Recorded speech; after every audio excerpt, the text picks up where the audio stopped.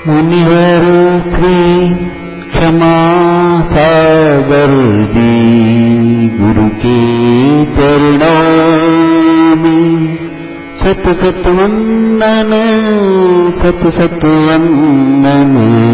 हम सब शीश नवाते हैं।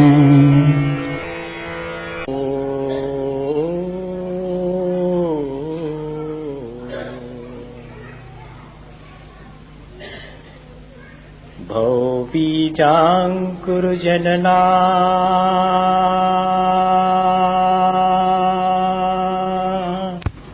भौबीजाङ्कुरजनना रागाद्याक्षयमुपागतायस्य ब्रह्मा वा विष्णुर्वा हरो जिनो वा नमस्तस्मै। जो विद्यादि सागर सुधी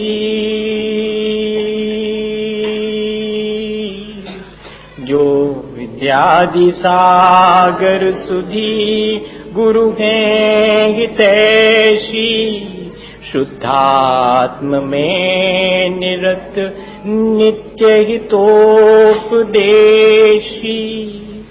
वे पाप ग्रीष्म ऋतु में जल हैं सयाने पूजूं उन्हें सतत केवल ज्ञान पाने पूजूं उन्हें सतत केवल ज्ञान पाने। बोले भगवान महावीर स्वामी की, आचार्य कुंद कुंद स्वामी की, आचार्य गुरुवर विद्यासागर मुनि महाराज की।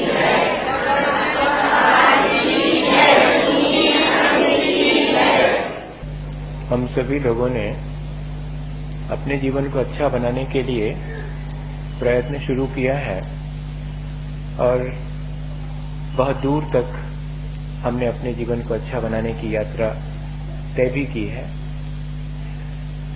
पर जब भी हम अपने जीवन को अच्छा बनाने की शुरुआत करते हैं तो मुश्किलें तो बहुत आती हैं और मुश्किलें आने का कारण भी है क्योंकि हमारे अपने संस्कार बुराइयों के बहुत प्रबल हैं। दूसरी चीज, हमें इस तरह के पुरुषार्थ करने की आदत नहीं है। हमें संसार बढ़ाने वाले पुरुषार्थ करने की आदत है, संसार घटाने वाले पुरुषार्थ करने की आदत ही नहीं है। और तीसरी चीज, सर्कमस्टेंसेस तो बहुत अनफेवरेबल है, हमारे फेवर में नहीं है वातावरण।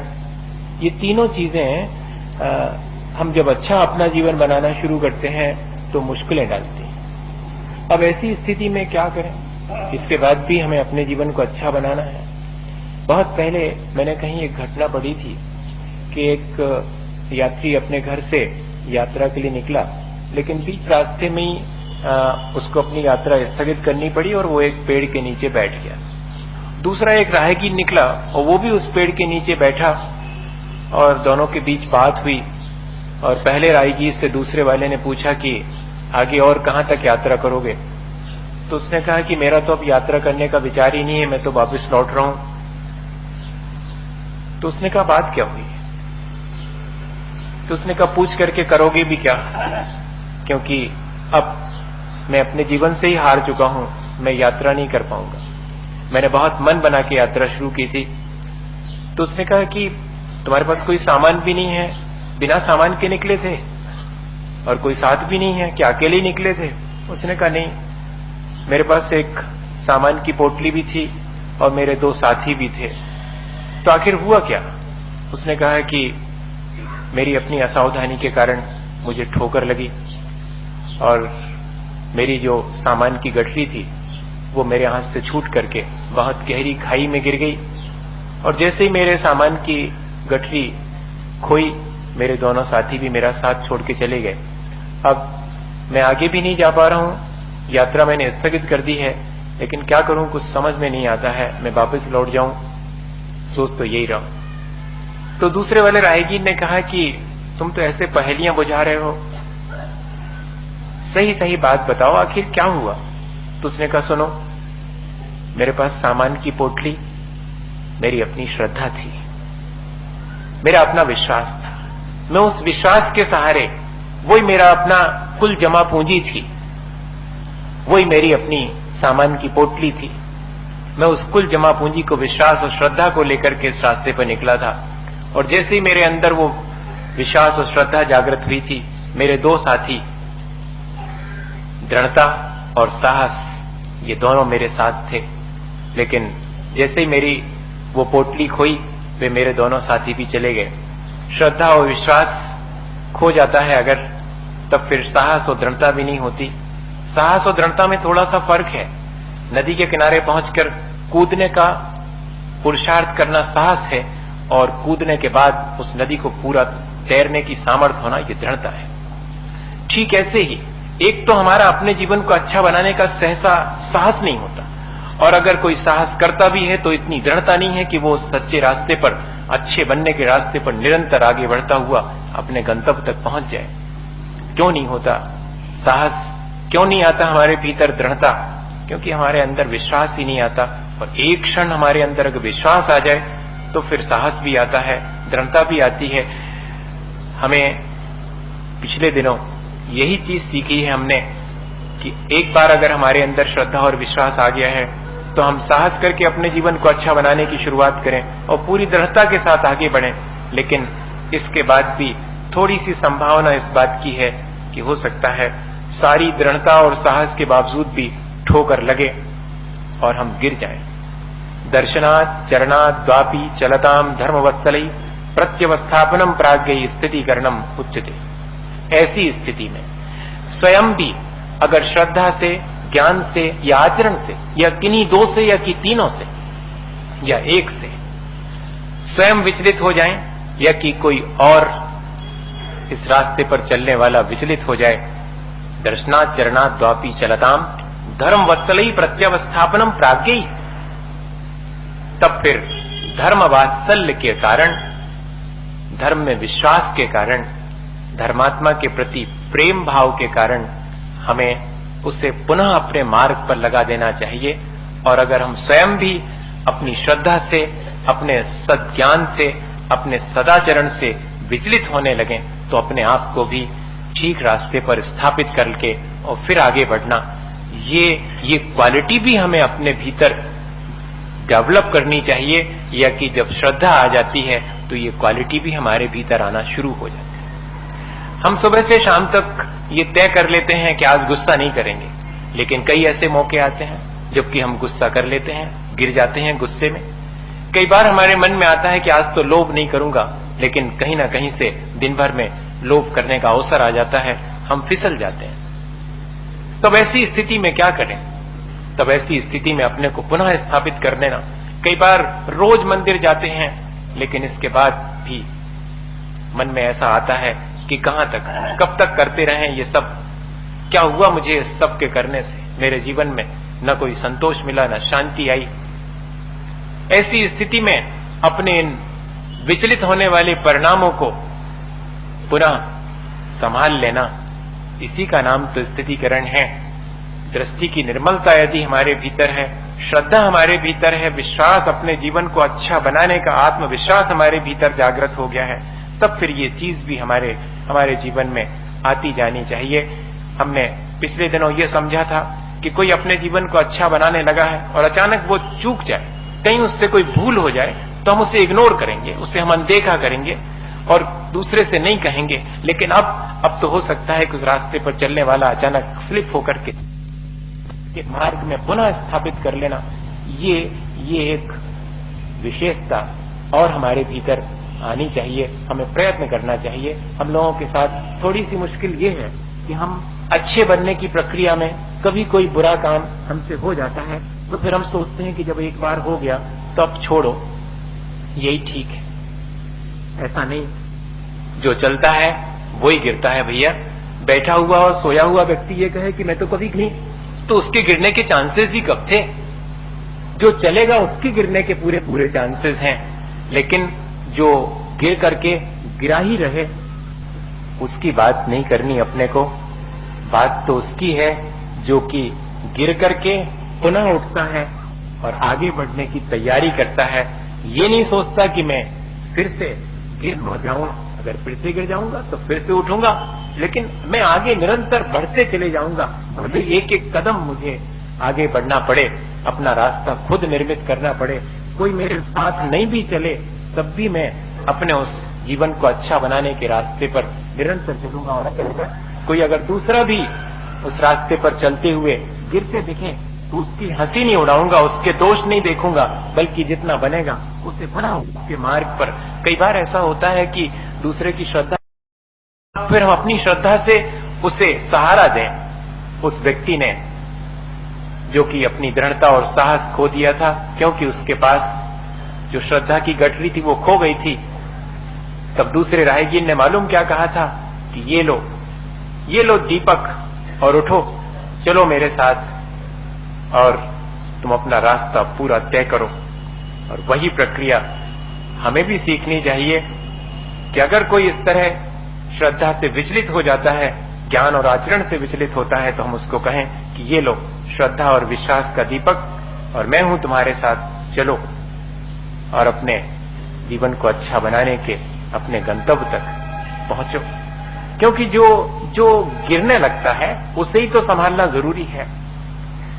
हम लोग सोचते हैं कि जो संभला हुआ है उसके लिए ही मदद करें, और आज देखने में यही आता है कि जो जितना समृद्ध है, जो जितना सक्षम है, हम उसी के लिए ज्यादा महत्व देते हैं।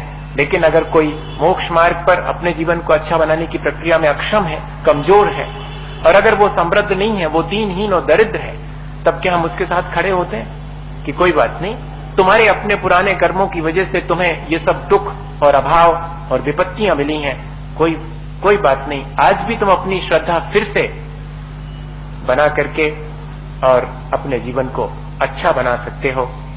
ऐसा हम उसे क्या साहस देते हैं? अगर देते हैं तो मानिएगा कि हमारे भीतर वास्तव में श्रद्धा का महत्व है और हम उसको समझते हैं कि हाँ, हमारे अंदर जैसी श्रद्धा आई है और जैसी मुश्किलें हमें उस श्रद्धा को पाने में, जैसा अपने जीवन को अच्छा बनाने में मुझे मुश्किलें हुई हैं, ऐसी दूसरे को भी हो सकती हैं। एक घटना है, एक व्यक्ति की बकरी खो गई, तो अब वो क्या करे? घर के लोगों ने कहा कि छोटा सा वो बकरी का बच्चा है और पता नहीं कहाँ खो गया। रात 10 बजे तक उसके आने का इंतजार किया कि शायद लौट आएगा, लेकिन नहीं लौटा।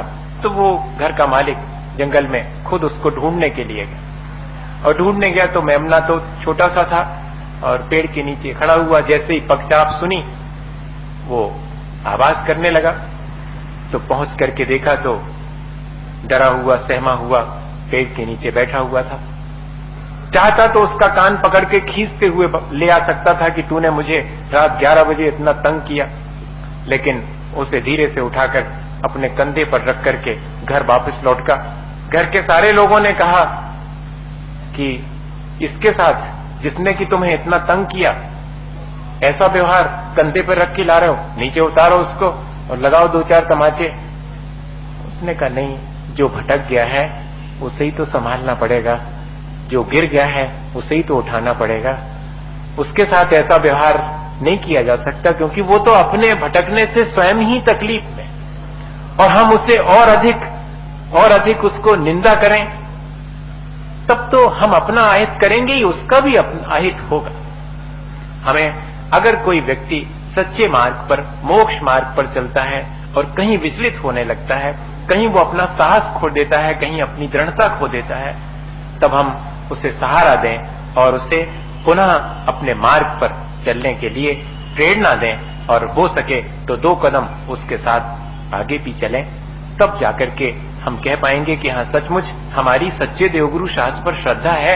अब उस श्रद्धा का मैनिफेस्टेशन, उस श्रद्धा का विस्तार अब अपने जीवन में हमें दिखाई देने लगा।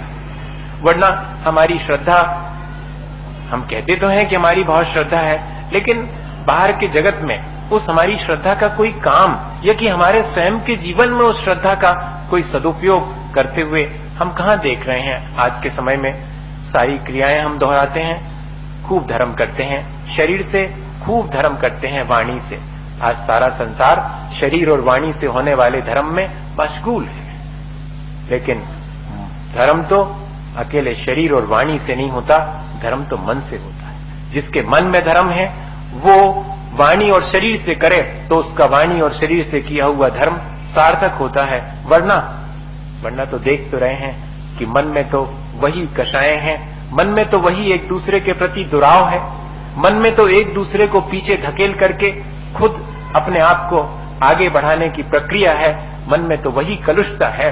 लेकिन इसके बावजूद भी हम कहते जरूर हैं कि हम बहुत धर्म कर रहे हैं, हम तो 2 घंटे पूजा करते हैं, बहुत ठाट बाट से गा बजा करके पूजा करते हैं, करते होंगे आप, वाणी से करते हैं। हो सकता है कि आप शरीर से भी बहुत सारा धर्म करते हो, लेकिन जब तक मन में धर्म नहीं है, मन में धर्म किसके होता है? गुणभद्राचार्य महाराज ने लिखा हुआ है आत्मानुशासन में कि जिसके मन में धर्म होता है वो अपने मारने वाले को भी बचाने की प्रक्रिया से गुजरता है, वो अपने मारने वाले को भी बचाने का पुरुषार्थ करता है, प्रयत्न करता है। जैसे कि उदाहरण दिया है उन्होंने कि श्री कृष्ण को जरत कुमार का बाण लगने के बाद क्या कहा था श्री कृष्ण ने? बलदेव आए उसके पहले जरत कुमार तुम यहां से कोसों दूर निकल जाओ, अगर भैया को यह मालूम पड़ गया कि तुम्हारे बाण से मेरा मरण होगा तो भैया तुम्हें छोड़ेंगे नहीं। जबकि उस जरत कुमार को चाहते तो बलदेव के आने तक किसी भी तरह रोके रखते, लेकिन कहा तुम दूर भाग जाओ। अपने मारने वाले को भी बचाने का जिसका भाव है, धर्म उसके मन में है, सम्यक दर्शन उसके मन में है। हमें ये चीज विचार करनी चाहिए कि हम स्वयं अपने जीवन को अच्छा बना रहे हैं और कोई अपने जीवन को अच्छा बनाने में लगा है तो उसकी मदद करें और स्वयं की भी मदद करें। अपने आप को भी धर्म में स्थापित करते रहें, ऐसा ना हो कि दूसरे को ही धर्म में स्थापित करें और हम स्वयं विचलित हो जाएं। नहीं, अपने को भी अगर कभी विचलित हो जाएं, लिए हुए व्रतों में शिथिलता आने लगे तो पुनः अपने को अपने श्रद्धा के साथ और अपने पूज्य पुरुषों की स्मरण करके कि नहीं, मुझे तो पुनः अपनी श्रद्धा को मजबूत करके और अपने आचरण को पवित्र बनाए रखना है। ज्ञान में कभी कमी आने लगे तो पुनः अपने अभ्यास के द्वारा उसे मजबूत बना लें, श्रद्धा में कमी आने लगे तो उसे मजबूत बना लें। और एक चीज हमेशा ध्यान में अपन को रखनी चाहिए कि कभी कोई अपनी गलतियां देखे और हमें बतावे तो हम उसे सहज स्वीकार करें। जो व्यक्ति दूसरे के द्वारा बताई गई अपनी गलतियों को एनालाइज करके और उनको निकालने के लिए तत्पर रहता है, वो व्यक्ति ही इस जीवन में अपने जीवन को अच्छा बनाने की प्रक्रिया में सफल हो सकता है। वर्णी जी के जीवन का मैं उदाहरण देता हूं, बहुत आप लोग उनसे परिचित नहीं होंगे। जैसे कि आचार्य महाराज की दीक्षा स्थली ये अजमेर नगर है, ऐसे ही बुंदेलखंड में और बहुत वर्षों पहले गणेश प्रसाद जी वर्णी, उनका वहीं जन्म स्थान है और वहीं उनकी कर्म स्थली रही। उनके वो जैन नहीं थे, वो असाटी थे, लेकिन जैन धर्म में उनके अत्यंत प्रगाढ़ श्रद्धा थी। पद्म पुराण का वाचन चलता था उनके घर के सामने दिगंबर जैन मंदिर में, वो अपने घर के चबूतरे में बैठ के सुना करते थे। और जब एक दिन पद्म पुराण पूरा हुआ तो घर में जाकर के मां से कहा कि ये जो जैनियों के यहाँ रामचंद्र जी का चरित्र लिखा है सो वो मुझे ठीक जान पड़ता है, अपने यहाँ पर ठीक जान नहीं पड़ता। ऐसा कहते ही साथ उनने कहा घर से निकाल दूंगा अगर ऐसी बात कही। तो उनने कहा कल निकालते थे तो आज ही निकल जाता हूं, लेकिन बात तो यही सही है। 11 वर्ष के बालक ने ये बात कही, उस समय श्रद्धान की बात है। अपने यहां लिखा है कि 8 वर्ष एक अंतर मुहूर्त में रत्नत्रय प्राप्त हो सकता है और अगले अंतर मुहूर्त में केवल ज्ञान प्राप्त हो सकता है। छोटा मत समझना उसको, उम्र नहीं देखना, किसके भीतर कब श्रद्धान जागृत हो जाए और इतना मजबूत श्रद्धान जागृत हो जाए। और एक दिन तो उन्होंने धीरे से अपना घर छोड़ करके और क्षुल्लक अवस्था को प्राप्त हो गए थे। उनके जीवन की घटना है, जब वे 7 प्रतिमा लिए थे तो वहीं सागर नगर में, और किसी ने उनको अंगूठी दी होगी जिसमें हीरा लगा था, वो पहना करते थे। अब एक दिन धर्म सभा में प्रवचन के बाद और देखा, भोजन के लिए जाने लगे तो देखा अंगूठी में से हीरा गिर गया है। तो लोगों से कहा कि देखो भैया, अंगूठी में से हीरा गिर गया है, तुम अनाउंस करवा दो। क्या करवा दें वर्णी जी? अनाउंस। कहते ऐसा अनाउंस करवा दो कि वर्णी जी की अंगूठी में जो हीरा लगा था वो गिर गया है, किसी को मिल जावे तो कांच ने समझे, कांच ने समझे, कांच समझ के फेंक ने देवे, हीरा है। और अगर उसके लौटाने के भाव हो तो वर्णी जी को लौटा दे, और न लौटाने हो तो 500 रुपये से कम में न बेचे। बताओ आप। पहली चीज तो ये, अपन तो कहते कि बताओ मत किसका गिरा है, तुम तो ये बात बताओ कि गिर गया है, किसी को मिल जावे। नहीं, ये भी कह रहे हैं कि वर्णी जी की अंगूठी में से हीरा गिर गया है, और जिसको मिल जावे सो कांच समझ के फेंकने देवे। अगर देने का मन हो तो वापस लौटावे, न देने हो तो 500 से कम में न बेचे।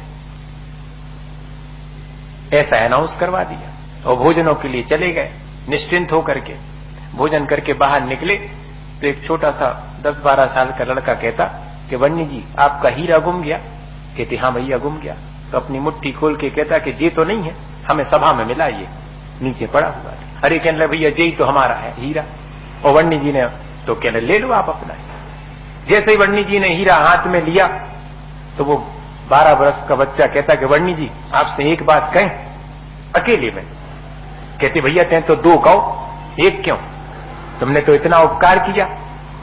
तो कहते वर्णी जी आप प्रतिमाधारी हो, आपको हीरा की अंगूठी शोभा नहीं। पहली बात। और दूसरी चीज, और बाकी चीजों की तो मुझे चर्चा नहीं करनी, पर मैंने देखा है कि आप अपने बालों में सुगंधित तेल लगाते हो, आपको प्रतिमाधारी होकर के सुगंधित तेल न लगाना। और क्षमा करना अगर कोई हमने गलती कही हो।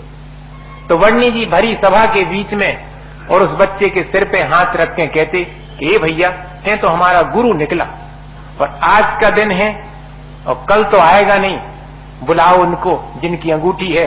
सो आज से मैंने अंगूठी का त्याग किया, और कोई हमें जो है चमेली का सुगंधित तेल हम कहें भी तो न ले आके देना, आज से हमने उसका त्याग कर दिया।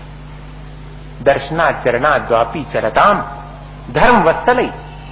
ये है धर्म वात्सल्य कि अगर कोई भूल चूक कहीं कमी रह जाती है और कोई उस कमी को बताता है तो सामने वाला सहर्ष स्वीकार करता है, तब पुनः अपने धर्म में स्थापित हो सकता है। और इतने ही नहीं, दूसरे को भी वो धर्म में स्थापित होने का मार्ग प्रशस्त कर सकता है।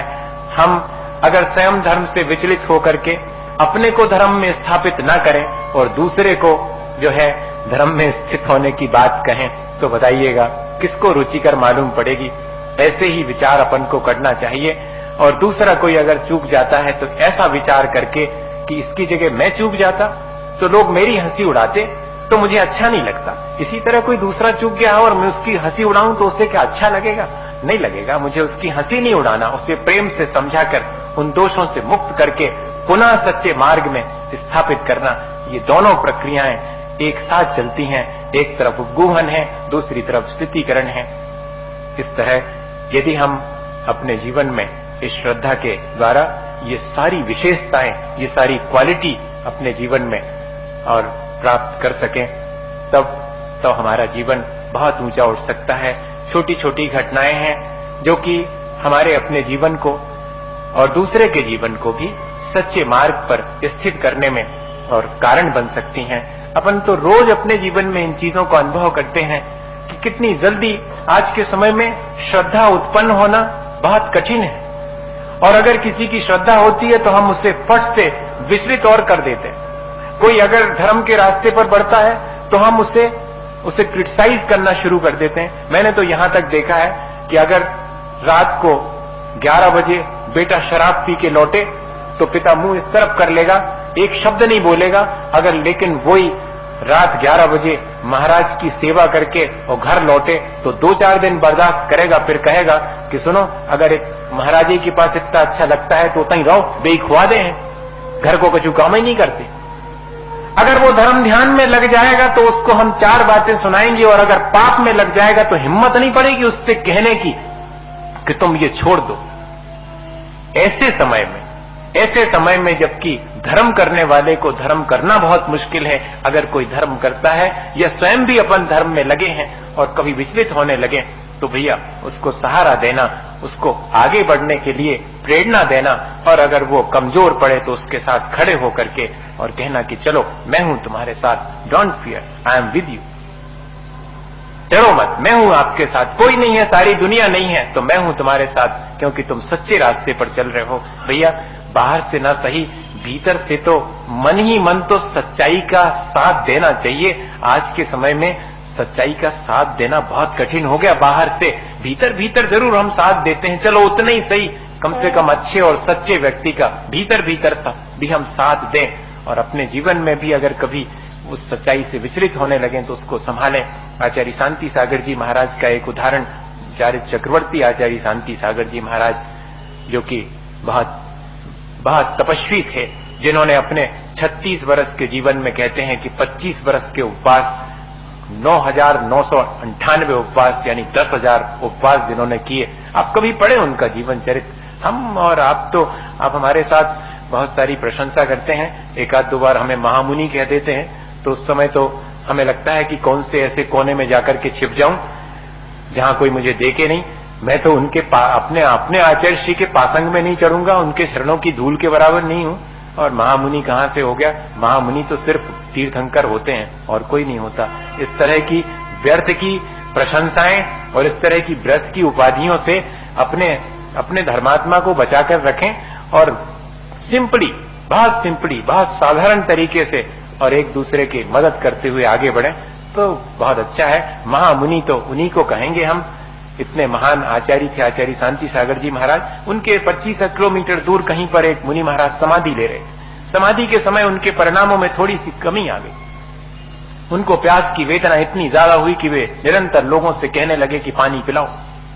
एक बार नहीं 10 बार पानी मांगने लगे। और जब लोगों ने इनकार किया कि आप मुनि महाराज हैं तो उन्होंने कहा कि मैं मुनि पद भी छोड़ने तैयार हूं, मुझे पानी पिलाओ, रख लो मेरा ये पीछे कमंडल, ऐसा कह दी। अब ऐसी स्थिति, परिणाम किसके विचलित नहीं हो सकते भैया? परिणाम विचलित होने पर थू थू करना हो तो कर लो, लेकिन संभालने की हिम्मत होना बहुत कठिन बात है। कितने मुश्किल से उसने अपने परिणाम संभाले होंगे और क्षण भर में विचलित हो सकते हैं। संभालना बहुत कठिन है, विचलित होना तो बहुत आसान है। To error is the human, to confess is the divine. गलती करना ये मनुष्य का काम है, लेकिन उसको कन्फेस कर लेना, उसको स्वीकार कर लेना, उसको सुधार लेना, ये तो देवताओं के बूते की बात है। देवता मतलब भगवान के बस की बात है, जो भगवान बनने में लगे हैं उनके बस की बात है। और ऐसा हुआ तो अब लोगों ने कहा कि क्या कर सकते हैं, आचार्य शांति सागर जी महाराज से इसका कोई समाधान पूछें। और आंगन फांगन लोग उनके पास पहुंचे, घंटे भर में पहुंच करके कहा कि महाराज ऐसी स्थिति है और संलेखना की स्थिति में उनके भाव विचलित हो रहे हैं, क्या करें, हमें बताइए कैसे स्थितिकरण करें। तो उन्होंने कुछ नहीं कहा, सिर्फ इतना ही पीछे उठाकर कहा कि उनसे कहना कि आचार्य शांति सागर जी महाराज आपकी संलेखना की प्रशंसा करते हैं, उन्होंने आपको नमोस्तु कहा है, बस। और जाकर के उन महाराज के पास में लोगों ने कहा कि आचार्य शांति सागर जी महाराज चूंकि इस समय आप तक उपस्थित नहीं हो सकते, पर उन्होंने पीछे उठा करके और आपकी प्रशंसा करते हुए कि कैसी अद्भुत समाधि उन्होंने ली है, वे तो जीवित तीर्थ हैं, मैं उन्हें प्रणाम करता हूं। बस इतना कहना था कि अब उनके महाराज के मन में ग्लानि होना शुरू हुई कि अरे इतने महान आचार्य मुझे प्रणाम कर रहे, मेरी समाधि की प्रशंसा कर रहे और मैं पानी मांग रहा हूं, धिक्कार है मुझे। और बस फिर लोगों से कहने लगे कि पानी मांगू तो देना मत, मैं पानी मांगू भी तो देना मत, मुझे समझाना ताकि मैं पानी नहीं मांगू। और अब मैं नहीं मांगूंगा, अनादिकाल हो गया मुझे पानी पीते हुए, क्या मेरी प्यास बुझी है? अगर मैं समाधि पूर्वक बनूंगा तो मेरी अनादिकाल की प्यास बुझ जाएगी। और कहते 3 दिन तक निर्जल रह करके और शांति पूर्वक उन्होंने अपनी देह का त्याग किया। भैया संभालने के लिए जैसे बने वैसे उपाय करना चाहिए, गिराने के उपाय न करना चाहिए। अगर कोई गिर भी जावे तब भी उसकी हंसी न उड़ाना चाहिए और आगे बढ़कर के उससे संभाल कर और अच्छे रास्ते पर लगाना चाहिए। अपने जीवन में भी इसी तरह अपने आप को भी विचलित होने पर संभाल करके पुनः अच्छे बनने के लिए, धार्मिक बनने के लिए पुरुषार्थ करना चाहिए। इसी भावना के साथ कि हम सबका जीवन अच्छा बने। बोलिए आचार्य गुरुवर विद्यासागर मुनि महाराज की।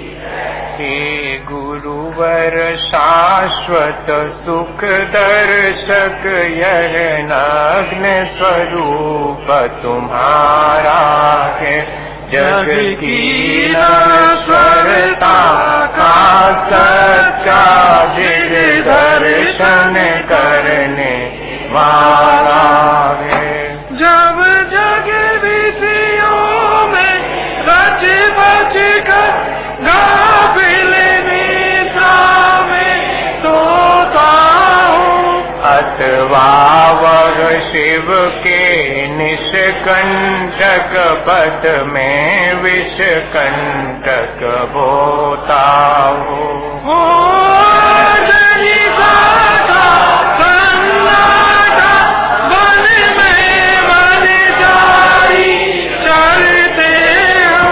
तब शांत निराकुल मानस तुम तत्वों का चिंतन करते हो।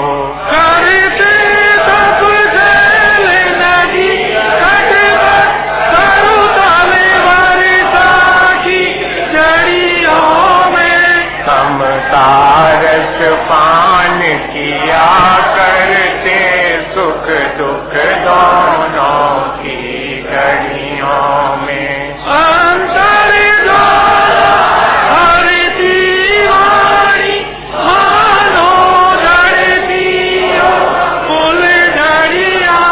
अब बंधन तर तर टूट पड़े खिल जावे अंतर की कलियां। तुम जानानी क्या कोई हो जग को देगी जग की निधिया। दिन रात लुटाया करते हो शम शम की अभिनव शर्मणिया।